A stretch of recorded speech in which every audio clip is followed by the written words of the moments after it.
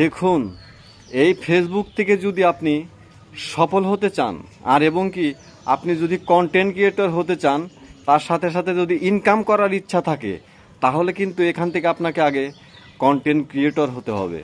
আর এই content creator হয়ে কিন্তু আপনাকে এখানে কাজ করে যেতে হবে।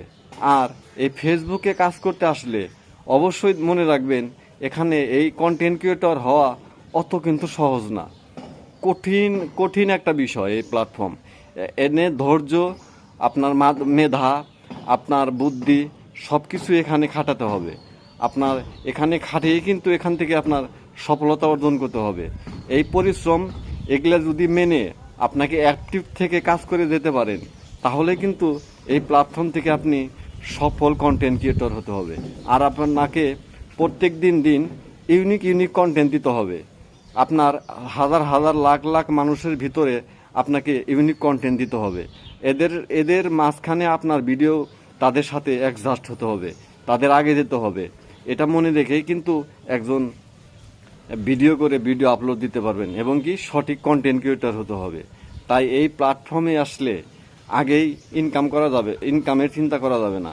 আগে আপনার কন্টেন্ট ভালো করুন আর নিজের অ্যাক্টিভিটি বাড়ান আর নিজের মনের ভিতরে একটা ধৈর্য আনবেন। এখানে অত সহজ নয় কাজ করতে। আপনার কিছু সময় মনে হবে এই প্ল্যাটফর্ম ছেড়ে কাজ ছেড়ে বাদ দেই, এত কঠিন এতই। এগুলা যদি মেনে কাজ করতে পারেন। আর এই প্ল্যাটফর্মে আরেকটা কথা মনে রাখবেন, এই প্ল্যাটফর্মে কিন্তু সর্বক্ষণ আপনাকে অ্যাক্টিভ থাকতে হবে না। আপনি কাজকর্ম বাদ দিয়ে যে এই প্ল্যাটফর্মে আপনি অ্যাক্টিভ থেকে কাজ করে যাবেন, এটা কখনো কিন্তু ফেসবুক বলেনি আপনাকে।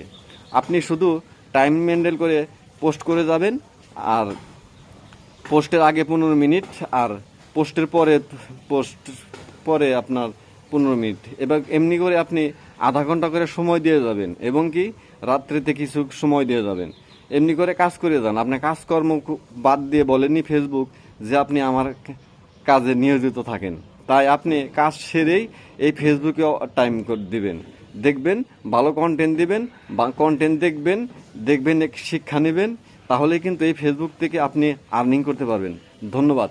আমার ভিডিওটা অনেক বড় হয়ে গেল। যদি আমার ভিডিও আপনাদের কাছে ভালো লেগে থাকে সব সময়, তাহলে অবশ্যই লাইক, কমেন্ট, শেয়ার। ধন্যবাদ।